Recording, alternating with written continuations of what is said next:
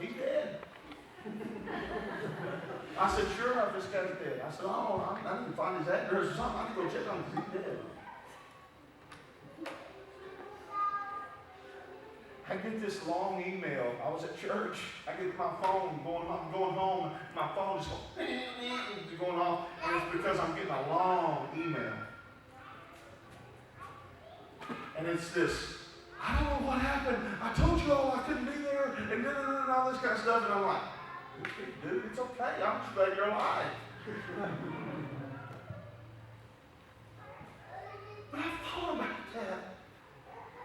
His life is so punctual that he's got this, and I don't have to worry about him. I don't have to guess where he's at. I don't have to. Does Christ depend on you that way?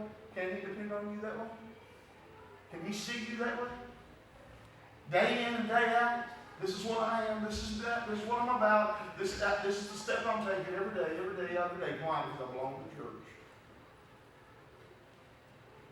It's getting quiet because you know why? Because this is reality. This is reality to myself. When I read a statement that says that a king was violent to the church, and then the next statement is James dies by the sword, I think to myself in 2020, how many of us would be willing to say, this is my faith?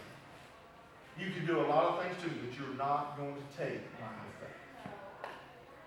You want to flip the world upside down? That's the attitude we need to have. You can take everything from me, but you're not going to take my faith. You know, it's amazing we can talk about politics, it's amazing we can talk about ball games, we can talk about fishing, hunting, whatever we like to talk about, guns and bows and all the stuff that I like to talk about. But where are we at when it comes to our faith? Where are we at when everything else has went crazy? Are we standing on it and say, I belong? I belong. So hopefully by touching on James' life, we can see why his death is so powerful. Once again, like last week, there's 4 points, the same 4 points. The lowdown is this. He was the son of Zebedee, son of thunder. The son of thunder, we're going to talk about one of them here in just a little bit, why he was called that. James the elder, James the great. He was a fisherman with his brother, brother of John. He ran with Peter. And as mentioned today, he died by the sword. And I already mentioned that he was one of the only ones that his death is recorded for dying for his faith. You look at your life. Look at your life. I know I rolled off a few things last week in my life, but what do people say about you? What do they say about you?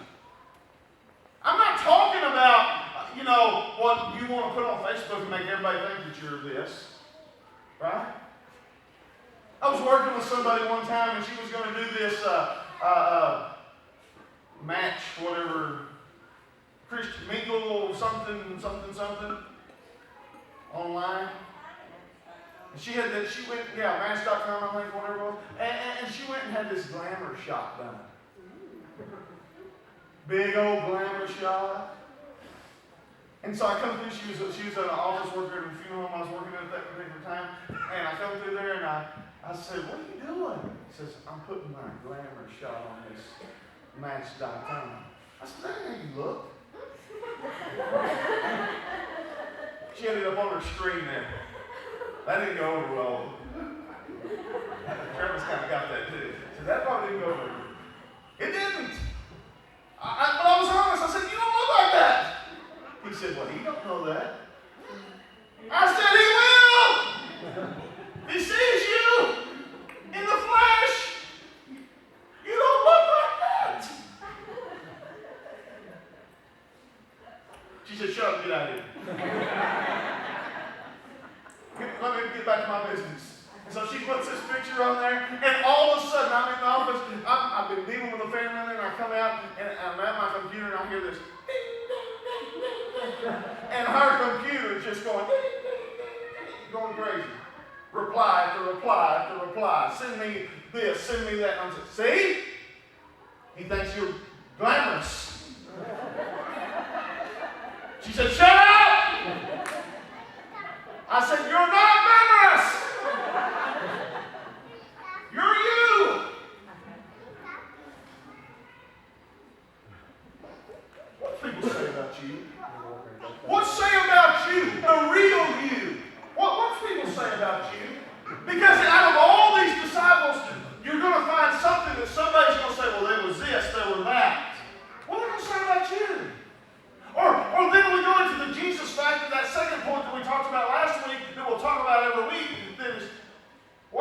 Jesus done in your life? Because in James's life, he called him to be a fisher of men in Matthew chapter 4, verse 19. He was one of the 3 core of the disciples. Jesus named him and his brother the sons of thunder. Was rebuked by Jesus to not rain fire on a Samaritan village. We'll talk about that in just a minute. Well, he witnessed the transfiguration. He was requested to sit on Jesus' one side in his kingdom. He was at the Garden of Gethsemane, and he witnessed the miraculous catch of fish at the Sea of Galilee in John chapter 21. That's what the Jesus factor, or what happened when him and Jesus got together. So what about your life today? When you and Jesus get together, do you have some of these moments in your life? You may not have seen the miraculous catch of fish on the Sea of Galilee, but you've seen some miraculous things happen in your life, I guarantee you. And if you have, then you and I need to stand on us being a disciple and a follower of His and acknowledge what God did in our life. That's me section of our points today, the real you. Just as I mentioned that lady, that was not the real her. She was putting things down. She was talking. I saw her in there typing this stuff. Every once in a while, I had to go over and look over her shoulder because I'm going to see. I said, "You're lying. You don't do that." We do that, though. It's amazing to me. I love Facebook. I love to. It's comical. These couples looking at each other. This time of the year, too, it's awesome. It's awesome. You know, nobody fights this time of the year. You know, got some little hearts coming out, you know, little things all over with love and that. You know what that tells me? We're fighting. Think about it. Think about it. If you have to go on Facebook and say, "Oh, I love her. I love him," you're fighting. You're fighting. Because if you're going to tell her that, you're not going to tell her that on Facebook. You're fighting. Honestly, I want people to do that so I can call them. The moment that it pops up and it says now, just now, boom. "How you doing, Kitty? How you all doing? Are y'all ready?" No, I mean, that's going to be the response. Because somebody's fighting in that family. But the real us, the very thing that when we look at our life and say, "Man, this is me." Look at James. He was harmful. He was vengeful. In Luke chapter 9, verse 54, this is what him and his brother said. "Lord," this is when the Samaritan village didn't accept Christ. They wouldn't take the ministry of Christ and all this. This is what they did. This is what they came back and said. "Lord, do you want us to tell the fire to come down from heaven and consume them?" Let me ask you something.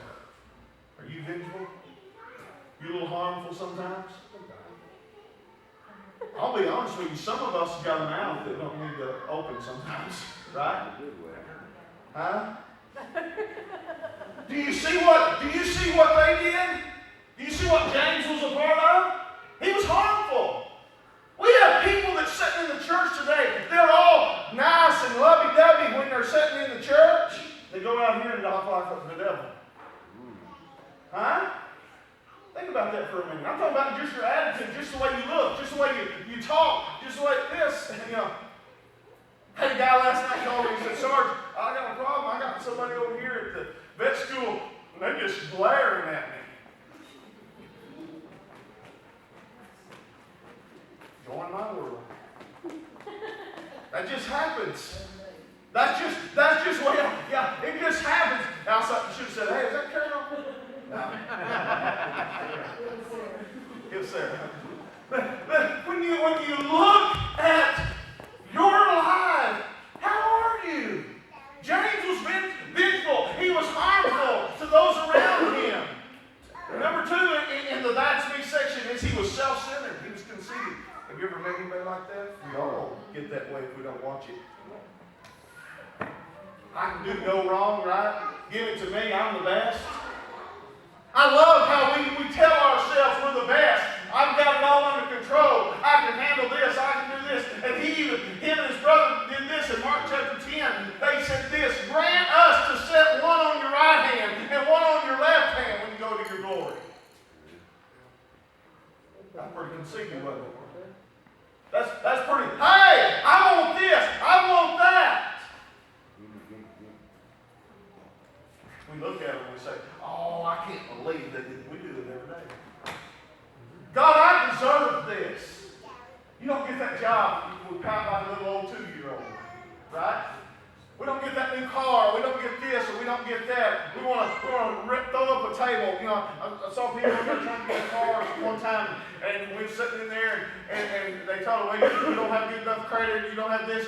You almost see them want to tear the table up. Why I don't have this? I pay my bills. I do all this stuff. Well, get over yourself. We think that we ought to have this and we ought to have that. And James and John was no different. They were self-centered. They was conceited.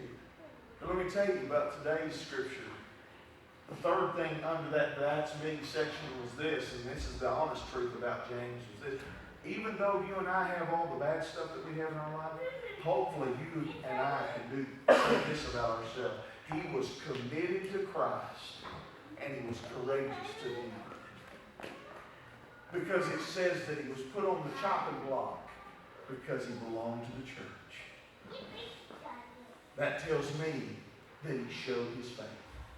Let me tell you, Satan is not going to mess with you if you're not going to show your faith, because you're not going to hurt him.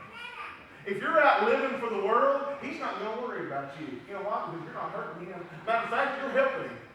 If you can be a hypocrite, he loves that, because he gets you to breed other hypocrites, right? Make other hypocrites. This hypocrite, this hypocrite. He just continues to go on and on and on. But if you're living for the Lord, he doesn't want that. If you're committed to Christ, he doesn't want that. He wants you to be courageous to the end too. If you're a disciple of Christ today, you and I have got to be courageous to the end. You say, preacher, I'm doing all I can do. Are you really? I hear that all the time. I'm just doing all I can do. No, you're not. No, you're not. I had a kid the other day, he's telling me, oh, Sarge, I've just got so much to do. I said, what are you doing? I got to play Madden until about 10 o'clock in the morning. I said, do what? He said, yeah, that's a busy deal. We're doing all my teams and everything and all that stuff. And it's a hard deal. I wasn't going to look at you. We got people that kill people for do the same thing. No, I'm just kidding. On the games, you don't kill people in real life. I hope. Don't tell me if you do. But anyway. But you know what I'm saying? We do that, and that can be anything. Fishing, hunting, right? Russell looking down there. He's like, well, man, now he's gonna get on me. I'm even better than you now. No, what I'm saying is we can do anything. And show that we're not really committed like we need to be committed. Or we could shovel our energies to the things that we need to shovel. To show them. Say, hey, I want to be committed. But the scoop of the whole matter is this, that we need to stand when the world comes at us. I mentioned a while ago that I want these people, that those little ladies and men, that I'd go into their homes and I sit down at their table. I'm thinking of a little old couple that lived right up from me. Raymond and Bessie were their names. And Raymond was one fine pool shooting man. He could play a game of pool. And he had one of the coolest pool tables. It was a handmade pool table. Handmade. Cut, had little nets that they made out of leather and everything. It was just cool. But he was up, I bet he was in his 80s. And he could beat us boys like everything. He loved to beat you. But one thing about it, you'd always get a good drink, something, a little snack when you went in there. But you know what more than anything that I loved about that home? Was his little wife. It wasn't about whatever she gave me. It was about what she gave me on Sunday when she was my little Sunday school teacher. or my leader, just like Granny is, or Lillian, or Jackie, or whoever's been in here, right? That's what's been important. That's what's important, what they give you there. That's what's important when you give them everything that they can get, and we get everything that we can get to stand when the world comes at us, because we need to be ready. In every area of our life, we need to be ready. I want to close with this, but I was helping this turkey farmer one time when I was in high school, and him and his family went on vacation, and he told me, he said, every once in a while you're going to have one that just you're going to have to take care of them because they're injured, or and he told me how to take care of them. And I'm not going to go into detail of that and how we did that, but I remember this one, Kenny.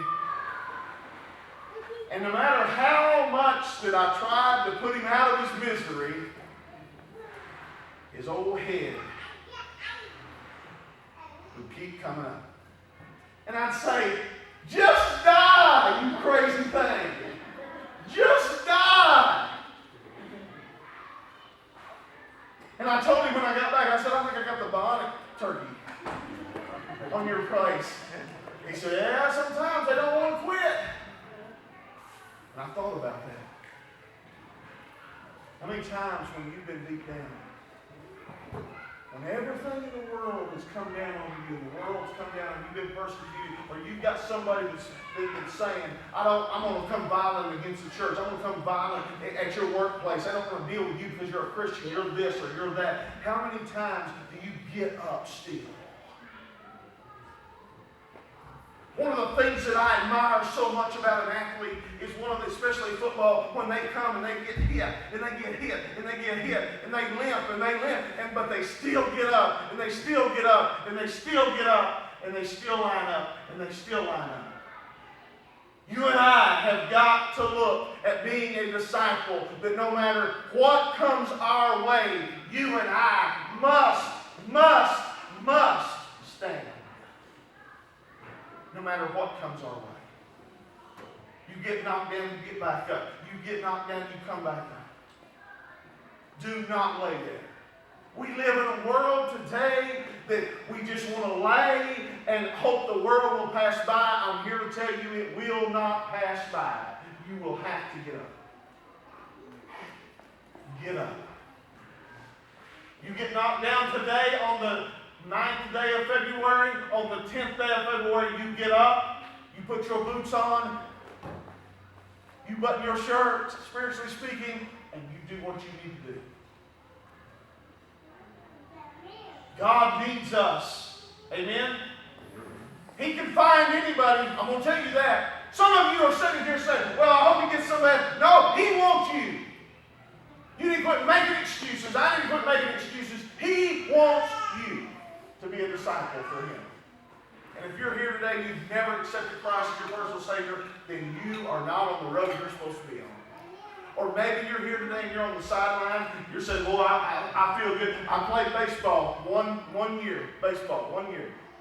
The first year, Billy may watch this video. He'll probably laugh at it if he does. Billy's a friend of mine on Facebook. He's been a friend over the years. Billy Ball was a little older than the rest of us, but he was playing in our league. He come and swung back. He hit the batter in front of me.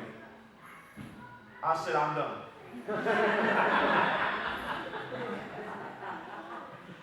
Coach even said, come on. He was my pastor and the coach was, come on, John, let's go. No, I'm good. I saw that kid whelp on the side of him. Nope, I'm done. You know what? I've seen a lot of people since then too. I've seen a lot of Christians say, nope, I'm done. Somebody gonna be other than me, I'm done. Somebody